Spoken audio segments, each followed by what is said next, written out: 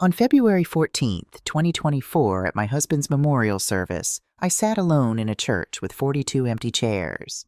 My son texted, "Mom, can't make it.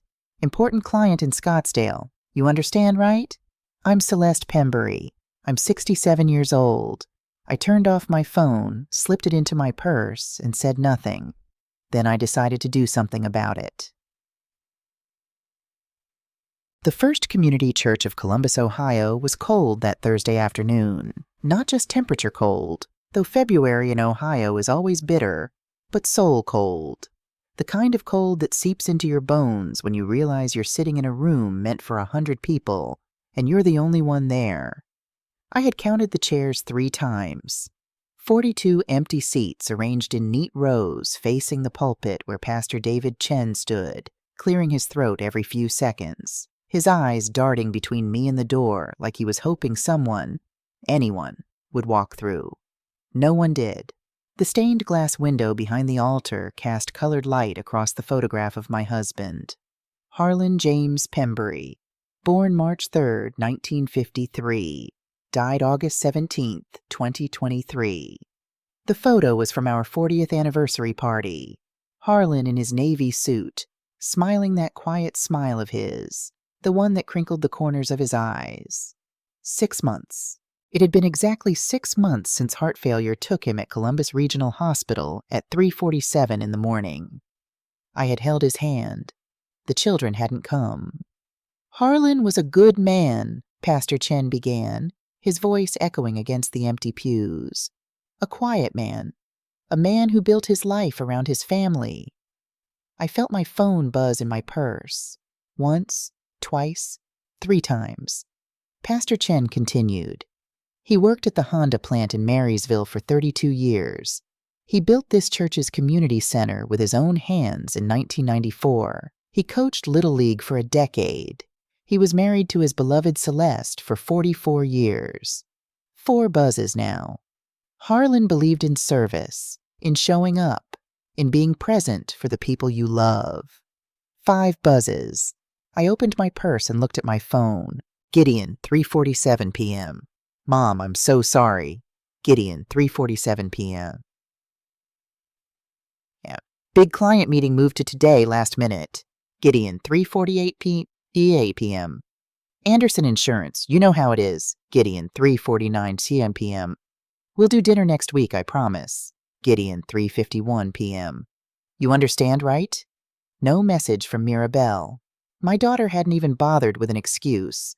I turned the phone off completely and placed it back in my purse. The snap of the clasp closing sounded loud in the empty church. Pastor Chen finished his homily. He had prepared for 45 minutes. He spoke for 12. What else was there to say to an audience of 1? "Would you like to say a few words, Celeste?" I stood up. My black dress, the same one I'd worn to the funeral 6 months ago, felt heavier today somehow. I walked to the front and placed my hand on Harlan's photograph. "Thank you for coming, Pastor Chen," I said. My voice didn't shake. I was proud of that. "Harlan would have appreciated your words."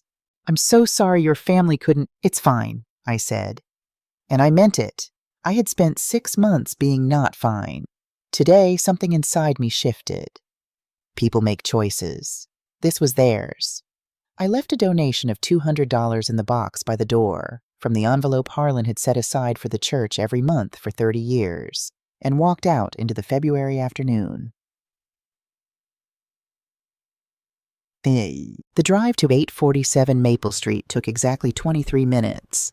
I know because I counted every one of them, watched every red light, noted every bare tree along Route 161.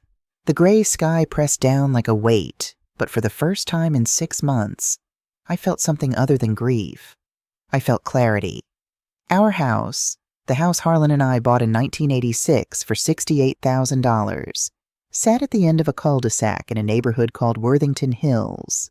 3 bedrooms, 2 bathrooms, a front porch Harlan built in 1992, a garden I'd planted in 1995, 40 years of memories in 2,000 square feet. I sat in the driveway with the engine running for 10 minutes. Then I went inside and made a decision. Let me tell you how we got here. Harlan and I married young. I was 22, fresh out of Ohio State with a teaching degree. He was 25, working as an engineer at Honda. We saved for 3 years, eating rice and beans, driving Harlan's 1978 Chevrolet that broke down every other month, until we had enough for a down payment. Our son, Gideon Alexander Pembury, was born on June 12, 1982, 7 pounds, 3 ounces, brown hair like his father, my mother's green eyes. Our daughter, Mirabelle Rose Pembury, arrived 3 years later on September 8, 1985, 8 pounds even. Red hair like my grandmother, Harlan's quiet determination. I stopped teaching to raise them. It wasn't a sacrifice, not then. I loved being their mother. I loved packing lunches with notes inside. I loved sewing Halloween costumes at midnight. I loved sitting in the bleachers at soccer games, cheering louder than any other parent. When Gideon got accepted to Ohio State in 2000, Harlan and I took out a second mortgage, $32,000 for 4 years of tuition. We never told him, just handed him the acceptance letter and said, "We're proud of you, son." When Mirabelle wanted to study abroad in London in 2005, we emptied our savings account, $14,800. Every penny we had set aside for emergencies. "Follow your dreams, sweetheart," I told her. That's what parents do, or so I thought. Gideon graduated with a business degree and became a VP at Anderson Insurance Group. Big house in Westerville, a 4-bedroom colonial worth $450,000. Country club membership at Tartan Fields, $8,000 per year. A wife named Lauren Mitchell, pharmaceutical sales rep for Pfizer, who smiled at me during Christmas dinners and never once asked how I was doing. They had 2 children, Jackson, now 11, and Sophie, now 8. I babysat them every single weekend for 4 years, 208 consecutive weekends from 2016 to 2020, so Gideon and Lauren could have their date nights at the Eagle Food and Beer Hall. Mirabelle married Philip Westbrook, a real estate developer with Westbrook Properties, LLC. They lived in a gated community called Muirfield Village in Dublin, Ohio. The kind of place where they checked your driver's license at the entrance and called ahead to confirm you were expected. They had 1 daughter, Natalie Claire Westbrook, now 17. I saw her 3 times in the last 5 years. Christmas 2019, Easter 2021. A family dinner in 2022 that ended after 45 minutes because Mirabelle had a showing. It happened slowly, the way these things do. First, the phone calls got shorter. Sunday evening calls from Gideon went from 30 minutes to 12 minutes to 7 minutes. Always at 4:00 p.m. exactly. Always ending with, "Gotta run, Mom. Love you." Then the visits became less frequent. Thanksgiving 2018 was the last time we were all together. After that, it was too busy, or other plans, or we'll try for next year. Harlan noticed before I did. He would sit in his recliner by the living room window, watching the street, waiting for a car that never came. "They're busy," I would say. "They have their own lives now." He would nod, but his eyes said something different. When Harlan collapsed in the garden on June 15, 2023, and the doctors at Riverside Methodist Hospital told us it was heart failure, severe cardiomyopathy, ejection fraction of 15%, maybe months to live, I called both children immediately. Gideon said, "I'll try to visit when I can." Mirabelle said, "Mom, we're in the middle of a huge deal. Multiple properties. Philip needs me." Harlan died on August 17, 2023 at 3:47 a.m. Gideon made it to the hospital once on July 28th for 30 minutes.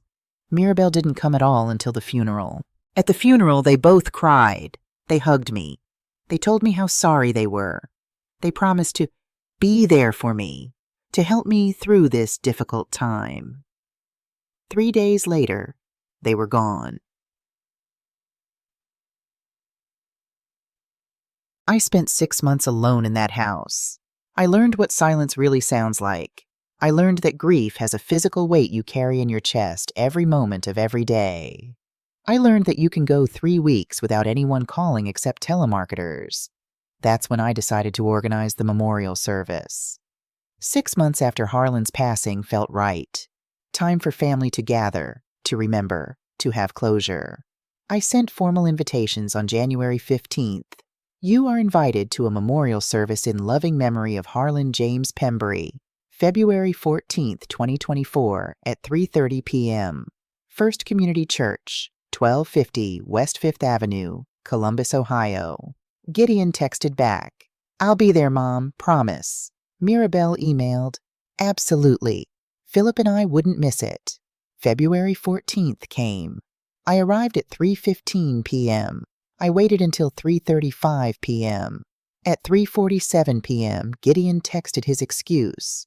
Mirabelle never sent anything at all, and I sat alone with 42 empty chairs. That night I made myself chamomile tea, Celestial Seasonings honey vanilla, Harlan's favorite, and sat at our kitchen table. The same table where we'd eaten approximately 16,000 family dinners over 40 years. The same table where Gideon did his calculus homework and Mirabelle learned to play poker. The same table that was now just a piece of furniture in a house full of ghosts. I opened my laptop, a Dell Inspiron Harlan bought me in 2019, and logged into our bank account for the first time since August. Wells Fargo Business Checking, $47,293 once. Wells Fargo Savings, $34,856.92. Harlan's pension account, $2,847 monthly payments. Life insurance, State Farm, $250,000, paid out September 2023. I stared at the numbers. Harlan had been more careful than I knew. The house was paid off. Fully owned, no mortgage. There was the life insurance I'd barely touched. There were investments I didn't understand in accounts with names like Vanguard Total Stock Market Index and Fidelity 500 Index Fund. I wasn't rich, but I wasn't poor either. I had options. 3 weeks later, my phone rang on a Tuesday at 2:17 p.m. "Mom?" Gideon's voice had that particular tone, the one I'd learned to recognize over 42 years. The one that meant he needed something. "Hi, honey. How are you?" "I'm okay. Listen, I need to talk to you about something." Here it comes, I thought. "What's going on?" "It's Jackson. His school did some testing and they diagnosed him with dyslexia. Pretty severe. He needs a specialized program." "Oh, sweetheart, I'm sorry. That must be hard for you both." "Yeah, it's been rough. But we found this amazing school. The Benchmark School in Columbus. It's specifically for kids with learning differences. They have this incredible program." "That sounds wonderful. The thing is," he paused. I could hear him breathing. "It's $28,000 per year, and Lauren and I were kind of stretched thin right now. The new house, you know." And there it was. "How much do you need?" I asked. $28,000 for this year. But if you could help with next year too, that would be—" "Let me think about it," I said. "Mom, registration closes next week. We really need to—" "I said I'll think about it, Gideon." Silence on the line. He wasn't used to me saying anything except yes. "Okay," he finally said. "Okay, but can you let me know soon? It's for Jackson, your grandson. The same grandson who hadn't visited me since Christmas 2021. "I'll call you back," I said. I hung up. The next day, Wednesday, February 21st at 11:04 a.m., my phone rang again. "Mother?" Mirabelle never called me Mom. Always Mother. "Hi, dear. How are you?" "I'm well, thank you. Listen, I heard about Gideon's situation. With Jackson's school." My hand tightened on the phone. "How did you hear about that?" "Oh, Gideon called Philip last night. They talk sometimes about business stuff." Her voice was too casual. "Anyway, I'm calling because I'm concerned. That's a lot of money he's asking for." "It's for his son's education." I know. But Mother, you need to be careful. You're alone now. You need to think about your future. Your finances." "I'm thinking about them quite a bit lately, actually." "Good. That's good. Because Philip and I were talking, and we think you should really have professional help managing Dad's estate. All that money, the insurance payout, the investments, It's a lot for one person to handle. I'm managing fine. But are you? Mother, with all due respect, you never worked. You don't have experience with finances. Philip knows some excellent wealth managers. We could set up a trust, put everything in order, make sure you're protected. A trust? How convenient. Protected from what exactly? Well, she paused. From making mistakes, from people taking advantage of you, from, cognitive decline. It happens to people your age, Mother. It's nothing to be ashamed of. People my age. I was 67, not 97. Let me think about it, I said. Think about it? Mother, this is your financial security we're talking about. Your future. Our inheritance. I mean your legacy. Our inheritance. She'd almost said it. I'll think about it, I repeated. I have to go now, dear. But I hung up. I sat at that kitchen table for a long time, staring at my phone. Gideon had called Mirabelle, or Mirabelle had called Gideon. Either way, they were talking, coordinating. I opened my phone's call log. February 20th, 8:47 p.m. Call from Gideon to my phone, 4 minutes. February 20th, 9:15 p.m. Text from Mirabelle to Gideon. I couldn't see the content, but I knew they texted. February 21st, 11:04 a.m. Call from Mirabelle to my phone, 7 minutes. I did the math. 15 minutes after I told Gideon I'd think about it, he was on the phone with his sister. They were working together. My children. My babies. The ones I'd given everything to. They were strategizing about my money like it was a business deal. I felt something cold settle in my chest. Not anger, not yet. Something clearer than anger, understanding. I stood up, walked to Harlan's study, and opened the file cabinet he'd always kept locked. The key was in his desk drawer, in an envelope marked for Celeste. Inside the cabinet were folders, lots of them. Tax returns, insurance documents, investment statements, and one folder marked Personal C. I opened it. Inside were 3 letters in Harlan's handwriting, each one dated, each one addressed to someone. The first was dated November 3rd, 2021. Dear Gideon, it began. My hands started to shake. I sat down on the floor of Harlan's study and began to read. Letter 1. To Gideon Alexander Pembury, dated November 3rd, 2021. Dear son, I'm writing this at 2 a.m. because I can't sleep. Your mother is in the next room and I don't want her to know I'm upset. She still believes the best in you, and I won't take that from her while I'm alive. Do you remember when you were 8 years old and Tommy Richardson pushed you off the monkey bars? You came home with a bloody nose and tears streaming down your face. I wanted to call his parents, but you begged me not to. I can handle it myself, Dad, you said. The next week I watched you stand up to Tommy. You didn't fight him. You just looked him in the eye and said, "That's not who I want to be." Tommy never bothered you again. That's the son I remember. The one who stood up for what was right. The one who measured success by character, not by dollars. I've watched you become someone I don't recognize, Gideon. Someone who measures life by the size of his house and the cost of his country club membership. Someone who calls his mother every Sunday at exactly 4 p.m. for exactly 10 minutes because it checks a box on his list of obligations. Your mother babysat Jackson and Sophie every single weekend from January 2016 to March 2020. That's 208 weekends. Do you know how many times you thanked her? Twice. November 2017 and Christmas 2019. I kept track. I have a calendar in my workshop where I marked every weekend she drove 43 minutes round trip to your house, fed your children, played with them, loved them, so you and Lauren could have your date nights. She never complained. She never asked for gas money. She never said she was tired. But I noticed. On September 12, 2019, you borrowed $15,000 from us for emergency home repairs. You said the roof was leaking. Your mother insisted we help. On October 3, 2019, I drove past your house and saw no evidence of roof work. On October 8th, I saw the new Lexus SUV in your driveway. A 2019 RX 350. Base price, $45,170. I never told your mother. I'm not writing this to shame you, son. I'm writing this because I'm dying, and I need you to know your mother is not your emergency fund. She is not your backup plan. She is your mother. When I'm gone, she'll be alone, and I'm terrified of what you'll do. Please prove me wrong. Dad. Ted. I read the letter 3 times before I could breathe properly again. $15,000, September 2019.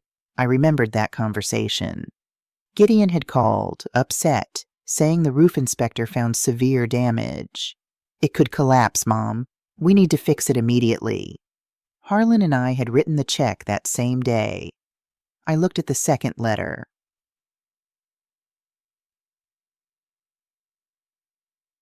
Letter 2, to Mirabelle Rose Pembury, dated April 17th, 2022. My dear Mirabelle, this will be shorter because it hurts too much to write more. Do you remember when you were 6 years old and you wanted to be a marine biologist? You used to sit on my lap and tell me about all the fish you'd discover. You drew me pictures of mermaids and starfish and creatures that don't exist. I still have those pictures in a box in my workshop. You told me you'd name your first discovery after me, Harlanius marinus. We laughed about that for weeks. When did you stop laughing with me, sweetheart? I think it was around 2015 after you married Philip. Suddenly our house wasn't good enough. Our car was embarrassing. Our neighborhood was quaint, which I learned means poor in your new vocabulary. On June 23, 2018, you hosted a housewarming party at your new house in Muirfield Village. You sent invitations to 247 people. I know because your mother counted them when she saw the guest list on your kitchen counter. We weren't invited. We found out about the party from the photos you posted on Facebook. Your mother cried for 3 days. I told her you probably just forgot. We both knew I was lying. You called on June 30th asking to borrow $8,000 for landscaping. Your mother sent the money that afternoon. The landscaping was beautiful. We saw it on your Instagram. I want you to know something, Mirabelle. Your mother and I are proud of your success. We're proud you built a life you wanted. But success without kindness is just cruelty and expensive clothing. When was the last time you asked your mother how she was doing? Not "how are you" as a greeting, but really asked. Sat down and listened. I'm running out of time to ask these questions, so I'll just say this. When I'm gone, please don't forget where you came from. Don't forget the people who loved you when you had nothing to offer but crayon drawings of fish. Your mother deserves better than being treated like an ATM in a quaint neighborhood. My vision blurred. I wiped my eyes and reached for the third letter. Letter 3, to Celeste Marie Pembury, dated February 11th, 2023, 6 months before he died. My dearest Celeste, if you're reading this, I'm gone. I'm sorry I left you alone. I'm sorry for so many things. I'm sorry I never confronted our children about how they treat you. I told myself it wasn't my place, that you were capable of fighting your own battles. But the truth is, I was afraid of losing them, afraid of making things worse, afraid of being the bad guy. So I let you be taken advantage of, and I'll regret that forever.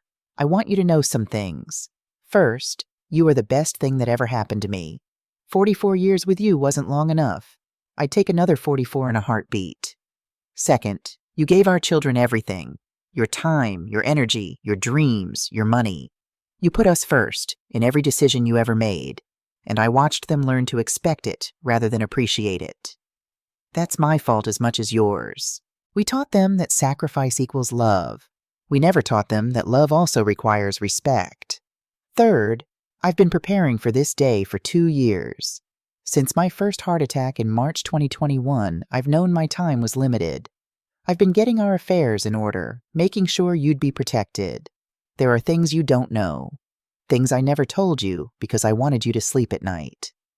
In January 2020, Gideon asked to borrow $30,000 to invest in a business opportunity. I said no.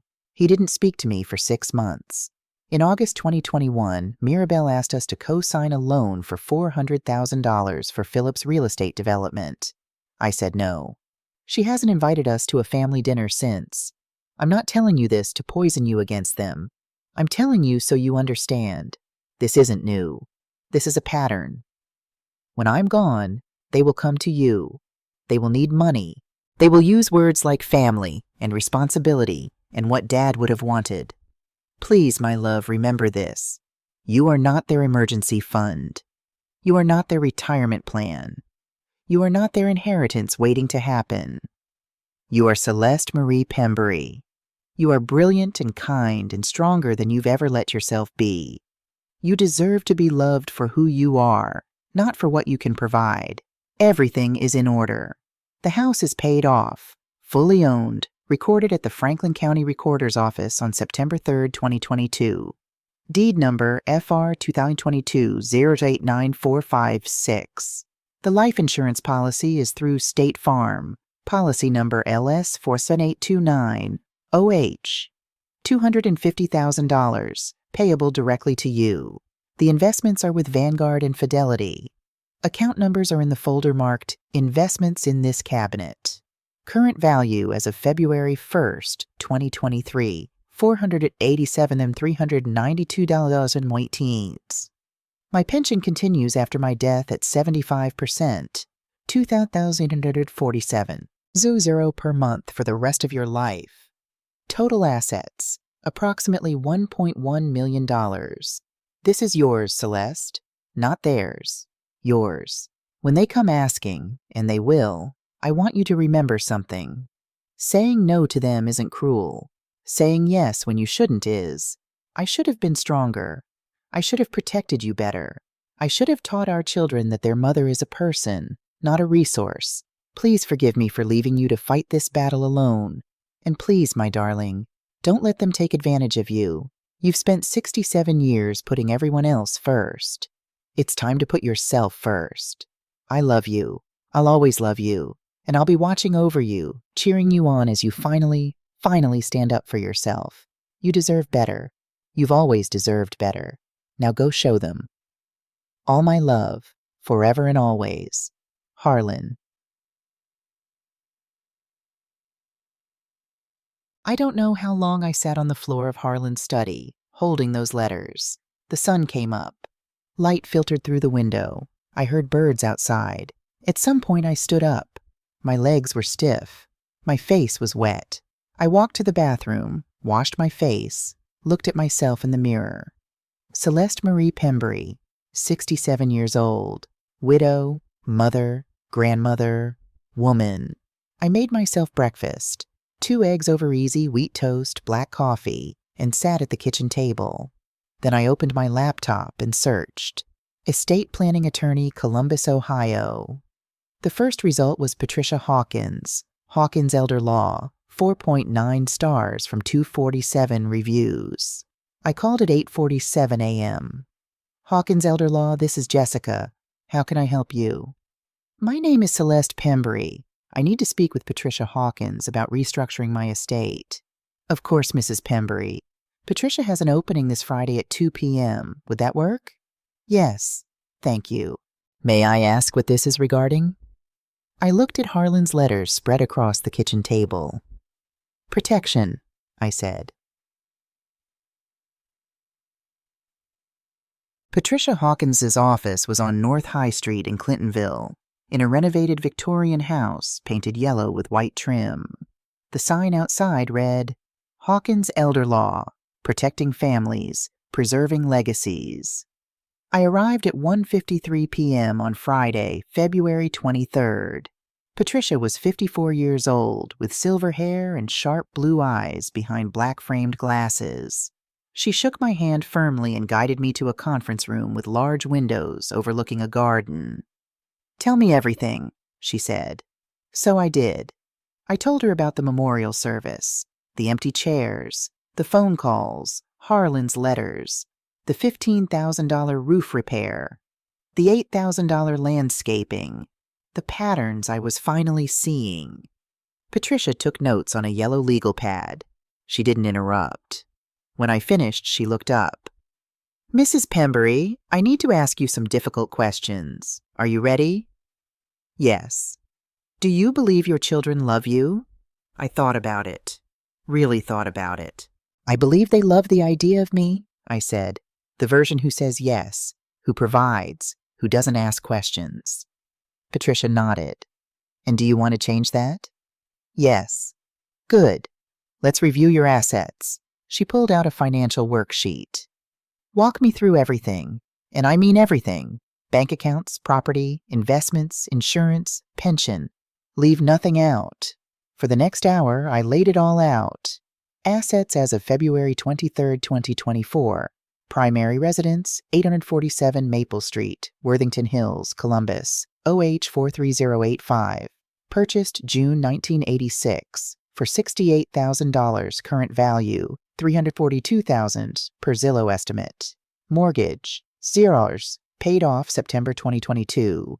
Recorded deed, FR 2022 08456. Bank accounts, Wells Fargo.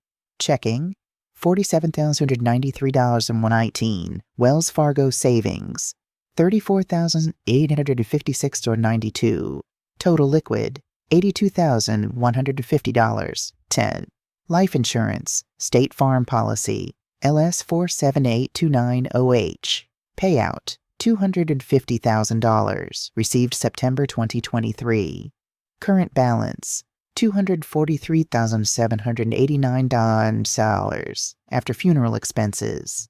Investments, Vanguard, total stock market index, $287,456. 34, Fidelity 500 Index Fund, $109.90, $935.84.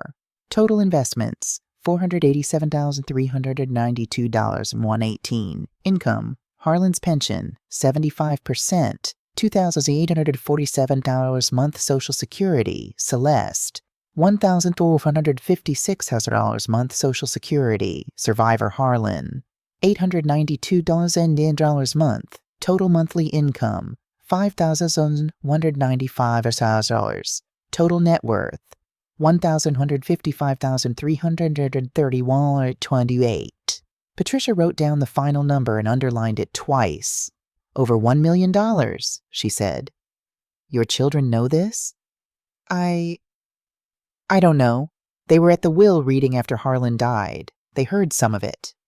And since then, how much have you given them? I swallowed.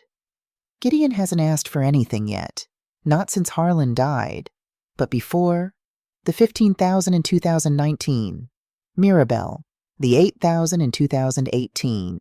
There were other times, smaller amounts. I didn't keep track. Estimate. I thought back. Christmas gifts. Emergency loans. Down payment help. Maybe $60,000 total over the years? Patricia's expression didn't change. And how much did they pay back? None of it. It was family. We didn't expect. They expected you not to expect it, Patricia said.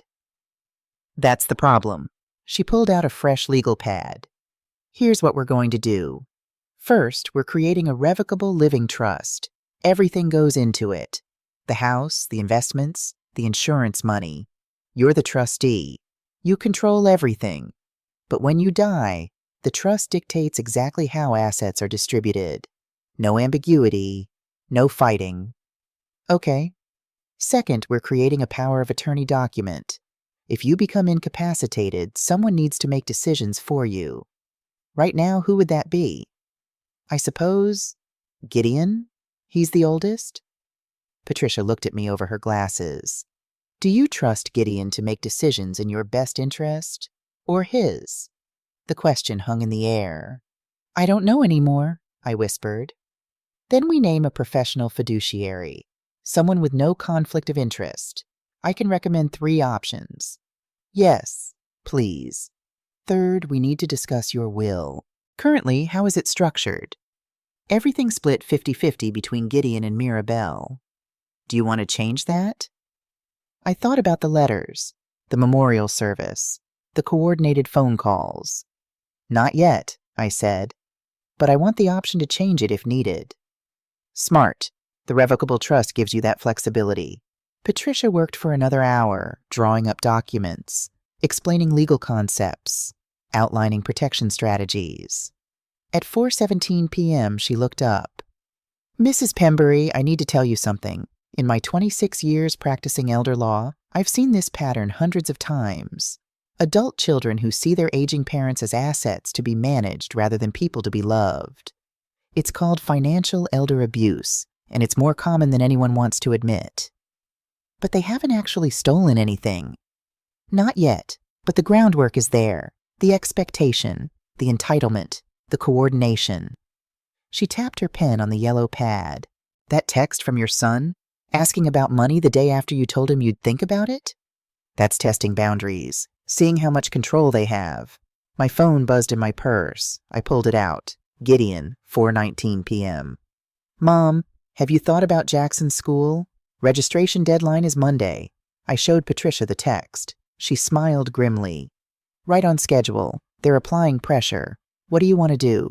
I looked at the text, at the number, $28,000. I thought about Harlan's letter. "You are not their emergency fund." I thought about Jackson, my grandson, the one with dyslexia who needed help. I also thought about Gideon's salary, $170,000 per year according to his LinkedIn profile I'd looked up last night. I thought about the house worth $450,000, the Lexus SUV, the country club membership. "I'm going to say no," I said. Patricia nodded. "Good. Want me here when you call him?" "No, I need to do this myself." Ted. I called Gideon at 5:30 p.m., sitting in my car in Patricia's parking lot. He answered on the first ring. "Mom, did you get my text?" "I did, honey. I've been thinking about your request." "And?" His voice was eager, expectant. "I'm not going to give you the money for Jackson's school." Silence. Then, "What?" "I said I'm not giving you the money. Mom, this isn't some random expense. This is Jackson's education, your grandson. He has a learning disability. He needs help." "I know. And you're his father. You need to help him." "I'm trying. That's why I'm asking you." "Gideon, you make $170,000 per year. You own a house worth $450,000. You have a Lexus and a country club membership that costs $8,000 annually. You can afford Jackson's school. You just don't want to make sacrifices to pay for it." Longer silence. "How do you know my salary?" "LinkedIn. It's public information. Have you been spying on me?" "I've been paying attention, for the first time in a long time." "Mom, what is going on? This isn't like you." "Maybe it should have been like me all along." His voice changed, softer, more manipulative. I recognized this tone too, the one he used when he wanted something badly. "Mom, I know you're still grieving Dad. I know the memorial service was hard. We're sorry we couldn't be there, but don't," I said. "Don't use your father's death as an excuse." "I'm not. I'm just saying maybe you're not thinking clearly. Maybe you need time to—" "I'm thinking perfectly clearly, Gideon. Clearer than I have in years." "So you're just going to let your grandson struggle? Because you're mad at me?"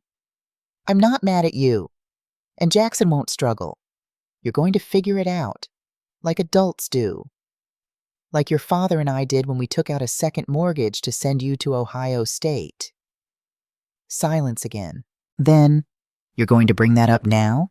I was 18. I didn't ask you to do that." "No, you didn't. We chose to. Just like you can choose to prioritize Jackson's education over your country club membership." "This is insane. Mom, I love you, but you're not being rational." "I love you too, Gideon, but I'm not your backup plan anymore." "What does that even mean?" "It means I'm your mother, not your emergency fund. There's a difference." I hung up before he could respond. My hands were shaking. My heart was pounding, but I felt lighter somehow. The next day, Saturday, February 24th at 10:33 a.m., Mirabelle called. "Mother, what did you say to Gideon?" "Good morning, Mirabelle. How are you?" "Don't good morning me." "Gideon called Philip last night, extremely upset. He said you refused to help with Jackson's school and said some very hurtful things. I told him I wasn't going to give him $28,000. "But Jackson has dyslexia." Yes, and Gideon has a high-paying job and assets. He can handle it. Mother, this is ridiculous. Family helps family. I agree, which is why I organized a memorial service for your father. Where was the family then? She paused. That's not fair, isn't it? I told you we had showings that day. The spring market is crucial for our business. Mirabelle, I need to ask you something, and I want an honest answer. Of course. How is Philip's business actually doing? The pause lasted 5 seconds too long. It's fine. Why? Because I've been doing some thinking about the trust you'd wanted to set up, about why you'd need to be a trustee of my money. Mother, that was just to help you. How much does Philip owe, Mirabelle? Silence. How much? When she spoke again, her voice was different, smaller, real. Things have been difficult. The interest rates, the market. We have 3 developments that aren't selling. The bank they're asking for additional collateral. How much? 400,000. There it was. The truth. And you thought my estate could be that collateral. We were going to pay you back. Mother, I swear we would have, but you didn't think to tell me the truth. You didn't think to say, Mother, we're in trouble. Can we talk about options? You just went straight to manipulation. It's not manipulation. We're family. Family tells the truth, Mirabelle. Oh, that's rich coming from you. You never told us about Dad's letters, did you? My blood went cold. What? Gideon found them when we were cleaning out Dad's study after the funeral. The letters Dad wrote about us, about how we're supposedly terrible children who only care about money. I had forgotten. The letters were still in the file cabinet. Gideon must have looked through it during those 3 days after the funeral. So you've known, I said slowly. You've known for 6 months that your father felt used by you, and you still came asking for money. Those letters were written when Dad was sick, when he wasn't thinking clearly. Your father was thinking perfectly clearly. That's what scared you. Mother, please, I'm trying to be honest with you now. We need help. Philip's business is failing. We might lose everything. The house, the cars, everything. If you could just loan us. No.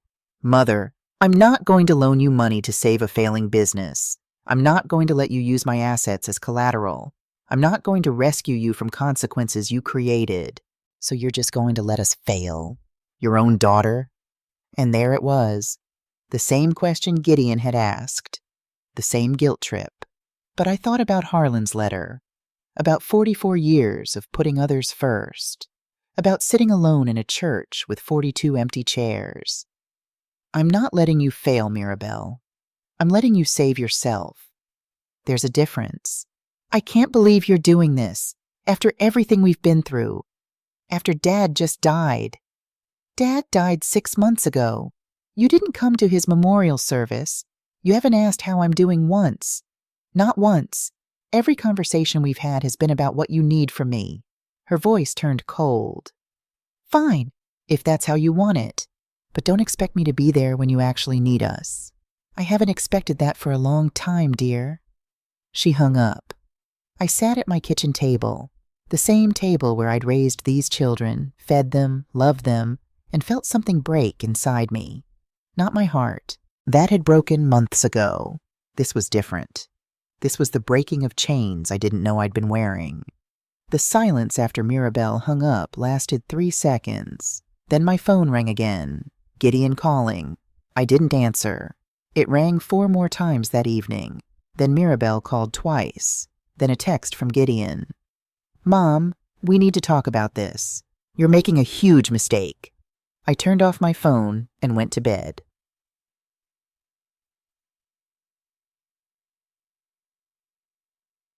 In Week 1, February 25th, March 3rd, 2024. The first week after saying no was the hardest. Not because I regretted it, because I had to sit with the quiet. No calls, no texts, no Sunday 4 p.m. check-in from Gideon.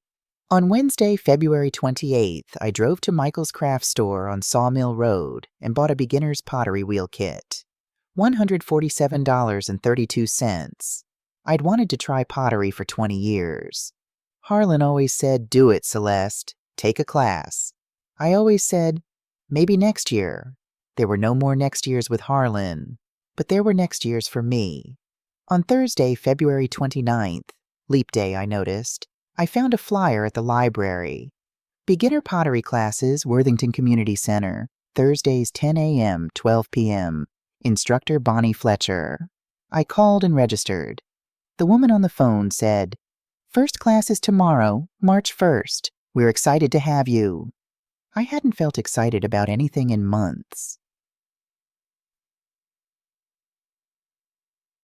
Week 2, March 4th, 10th, 2024. My first pottery class was a disaster in the best possible way. There were 6 of us in the Worthington Community Center's art room. Me, 3 women in their 50s, 1 man who looked about 70, and a young mother who'd brought her baby in a carrier. Bonnie Fletcher was 58, with clay permanently under her fingernails and gray hair and a messy bun. She wore overalls and smiled like someone who'd found exactly what she was supposed to be doing with her life. "Welcome, everyone. I'm Bonnie. I've been throwing pots for 32 years, teaching for 18. My goal is simple. By the end of 8 weeks, you'll have made something beautiful, or at least something that holds water." Everyone laughed. "Let's go around. Name, age if you're comfortable sharing, and why you're here." The first woman. "I'm Sandra Morrison, 54, and I'm here because my therapist said I need a creative outlet after my divorce." Second woman. "Amy Chen, 52, empty nester, bored out of my mind." Third woman. "Lisa Kowalski, 56, retired teacher, always wanted to try this." Young mother. "Taylor Brooks, 28, new mom, needed something that's just for me." The older man smiled. "Russell Hayes, 70, retired English professor from Ohio State. My wife passed 2 years ago. I'm here because she always wanted me to take a pottery class with her, and I always said I was too busy. Turns out I'm not too busy anymore." Everyone nodded sympathetically. Then it was my turn. Celeste Pembury, 67. I'm here because I spent 44 years saying maybe next year, and I just realized I'm out of next years to waste. Bonnie looked at me and smiled. That might be the best reason I've ever heard. For the next 2 hours, I forgot about Gideon and Mirabelle and empty chairs and everything else. I focused on clay, on the feel of it spinning under my hands, on trying to make it do what I wanted, failing, trying again. My first bowl looked like a drunk asteroid. Russell's looked worse. We both laughed until we couldn't breathe. "Same time next week?" Bonnie asked at the end. "Absolutely," I said. Week 3, March 11th, 17th, 2024. On Monday, March 11th, I started walking, just around the neighborhood at first. 20 minutes, then 30, then 40. On Thursday, after pottery class, Russell asked if I wanted to grab coffee. "There's a place called Stouff's on High Street," he said. "Great coffee. Even better conversation, if you're interested." I hesitated, then thought, why not? We sat in Stouff's coffee roasters for 2 hours. He told me about his wife, Margaret, who died of ovarian cancer in February 2022, about his 3 daughters, all living out of state, who called once a month and visited once a year. "They have their own lives," he said. "I understand, but understanding doesn't make it less lonely." I told him about Harlan, about the memorial service, about the letters. I didn't tell him about the money situation yet. That felt too raw, but I told him enough. "You know what I've learned?" Russell said, stirring his black coffee. "Loneliness isn't about being alone. It's about being unseen. You can be surrounded by people and still be invisible." "Yes," I said. "Exactly that." "Winget," he smiled. "I see you, Celeste Pembury." Something warm bloomed in my chest. Not romance, not yet anyway, just recognition. Week 4, March 18th, 24th, 2024. At pottery class on March 21st, I met Agnes Morton. She was 65, a retired ICU nurse from Riverside Methodist Hospital, with short silver hair and sharp hazel eyes that missed nothing. "You're the one Russell keeps talking about," she said during break. Russell talks about me? Oh, honey, every Thursday at the Worthington Library Book Club. I met this fascinating woman, Celeste. Celeste said the most insightful thing about loneliness. He's smitten. I felt my face flush. We're just friends.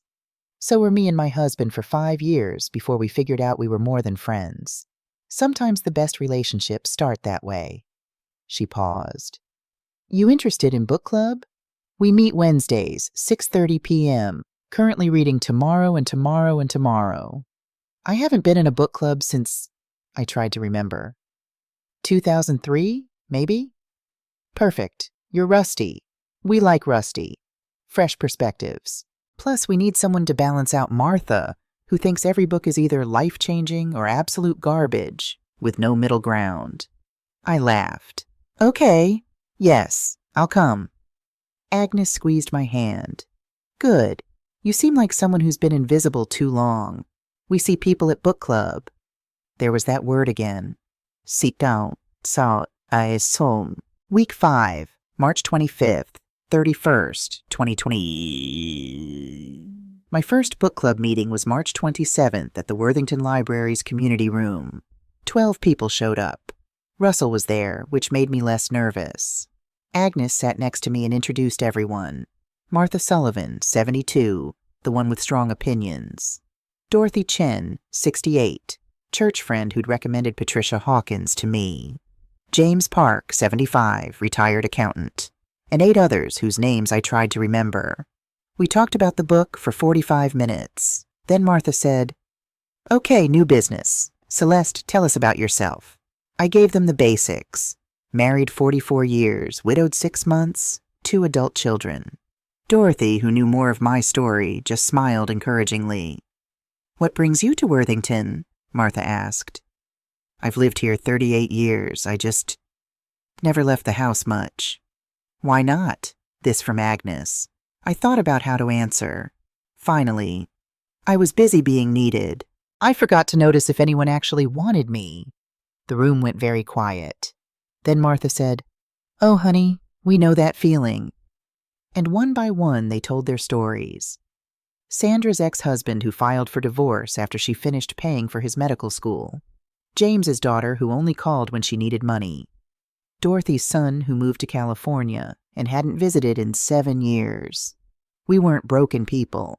We were people who'd been undervalued for so long that we'd started to believe we had no value. Well, Martha said at the end, you have value here. Welcome to the island of misfit toys. Everyone laughed. I felt something I hadn't felt in months. Belonging. Week 6, April 1st, 7th, 2024. On April 4th, I was in my garden planting tomatoes when my neighbor from 3 streets over walked by. I'd seen her hundreds of times, waved, smiled, never spoken beyond nice day and love your roses. She stopped at my mailbox. Excuse me? Mrs. Pembury? I looked up. She was about my age, wearing gardening gloves and carrying a trowel. Yes? I'm Joyce Kimball. I live on Berkshire Road.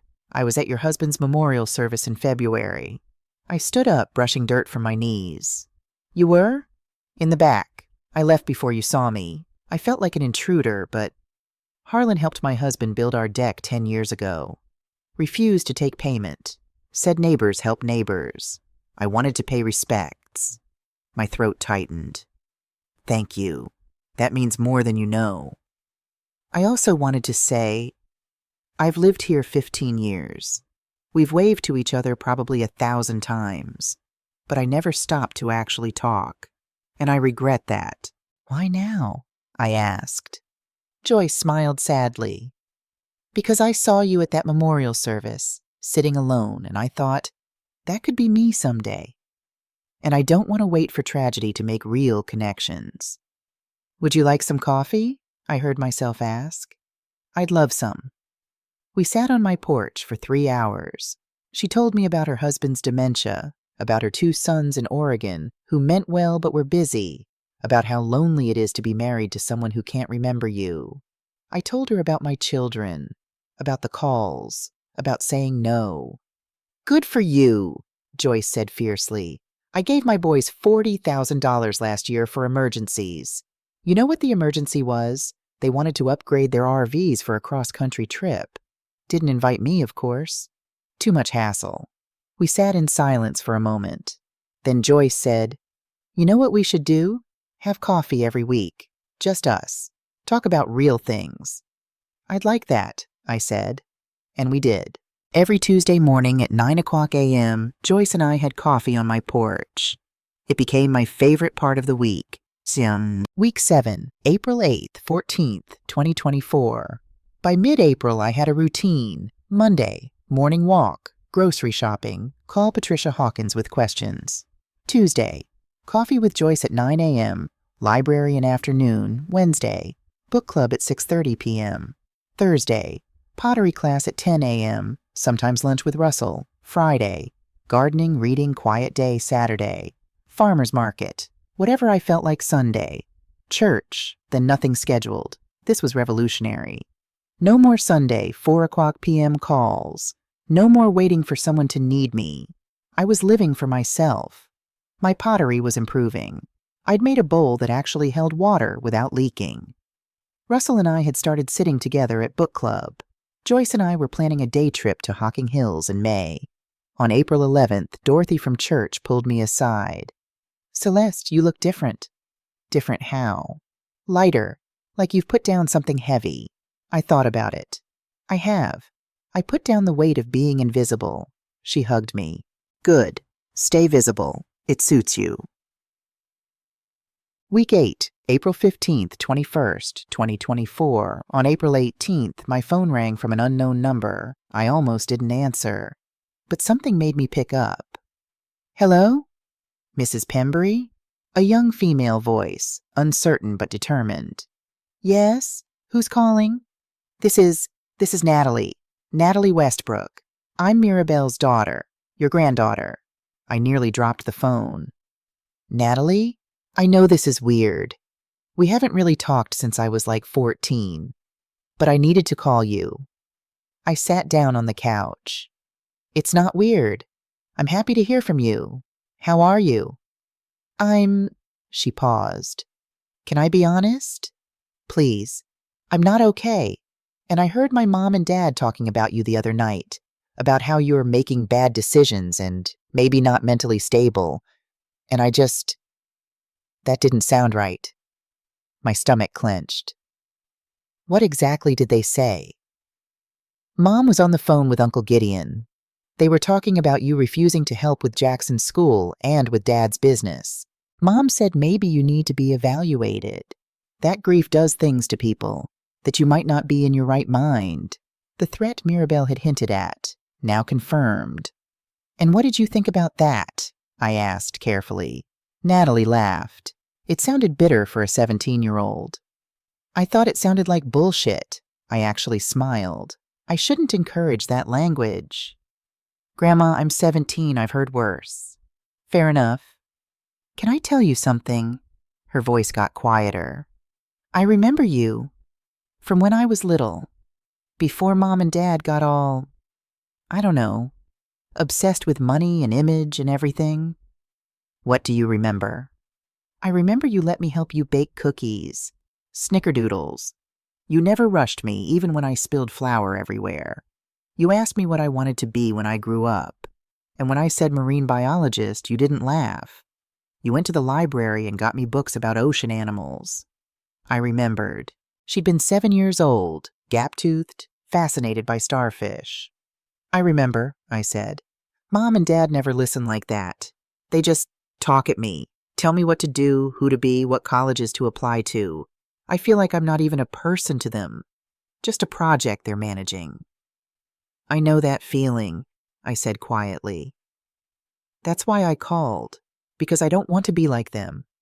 And I'm scared I will be if I don't know, connect with someone who's different."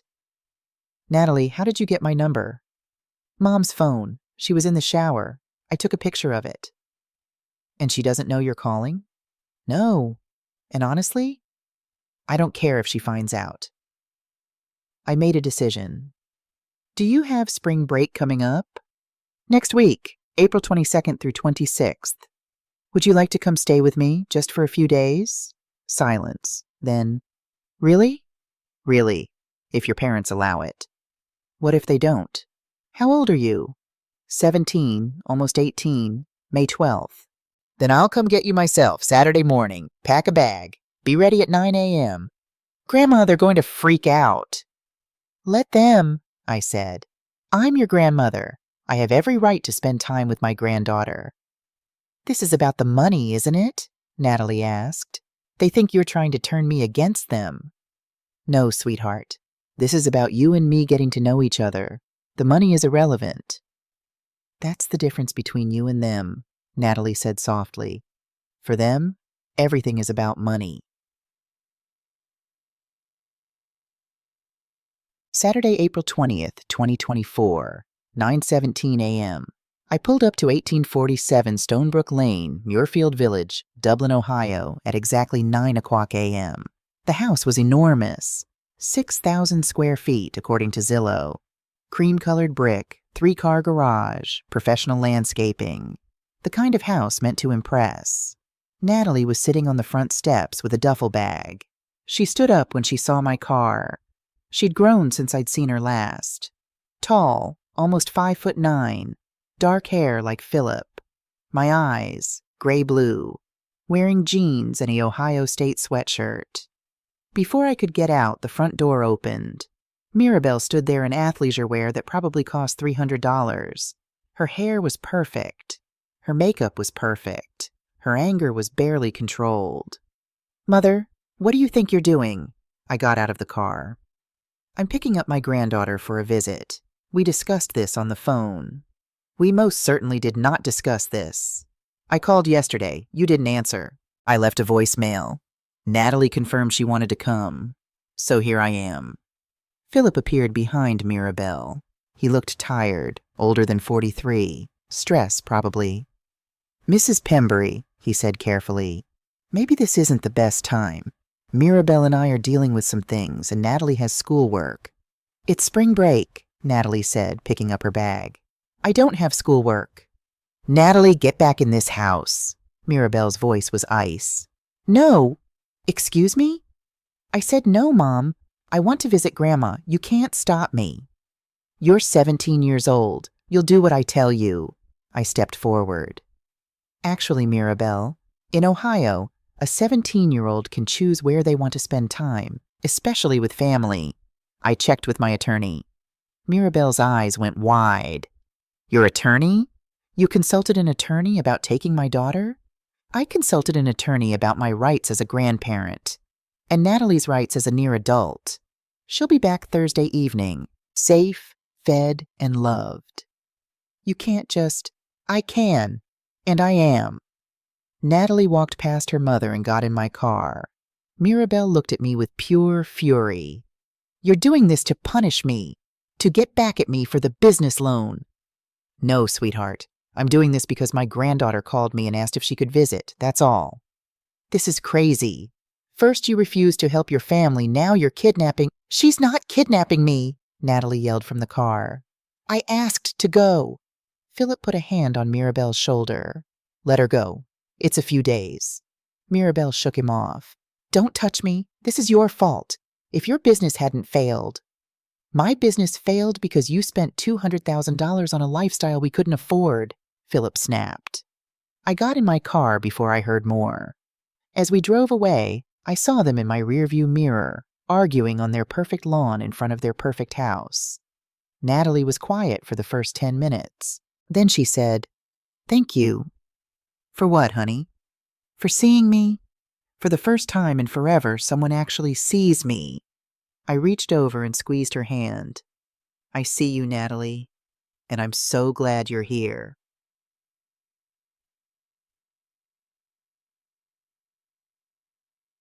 The week that changed everything, Monday, April 22nd.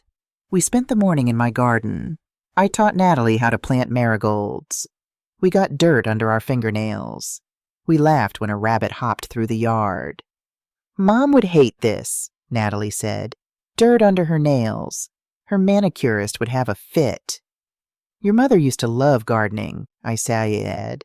When she was little, she had a whole section of the garden just for sunflowers. Really? Really. She grew one 7 feet tall. Was so proud. What happened to her? I thought about how to answer honestly without poisoning the well. Life happened. Success happened. Somewhere along the way, she forgot who she was before all the everything else. Natalie nodded. I don't want to forget who I am. Then don't. Keep your hands in the dirt. Keep caring about real things. Tuesday, April 23rd. Joyce came for coffee and I introduced her to Natalie. Your grandmother talks about you, Joyce said. She does? All the time. I have a granddaughter who wants to study marine biology. I wish I knew her better. Natalie looked at me, surprised. You remembered that? Of course I remembered. We spent the afternoon looking at colleges, not the Ivy League schools Mirabelle wanted. Schools with good marine biology programs. University of Miami, University of California, Santa Barbara, and close to home, Ohio State. Ohio State has an amazing program, Natalie said, pulling up the website. And it's 20 minutes from here. That would be nice, I said carefully. Mom wants me to go to Yale or Princeton, somewhere impressive. What do you want? Natalie looked at me. I want to study what I love, and I want to be near people who actually care about me. Wednesday, April 24th, book club night. I asked Natalie if she wanted to come. To a book club? With a bunch of old people? We prefer seasoned readers, I said. And yes, she came. Russell charmed her immediately with terrible puns about fish. What do you call a fish wearing a bow tie? Sophisticated. Agnes asked her about her dreams. Really asked. Really listened. Martha declared her refreshingly honest, which was high praise for Martha. After, Natalie said, that was fun. Like, actually fun. Not fake fun. What's fake fun? The kind Mom and Dad do. Country club parties where everyone's smiling but nobody's happy. You notice a lot for 17. Someone has to pay attention. They sure don't.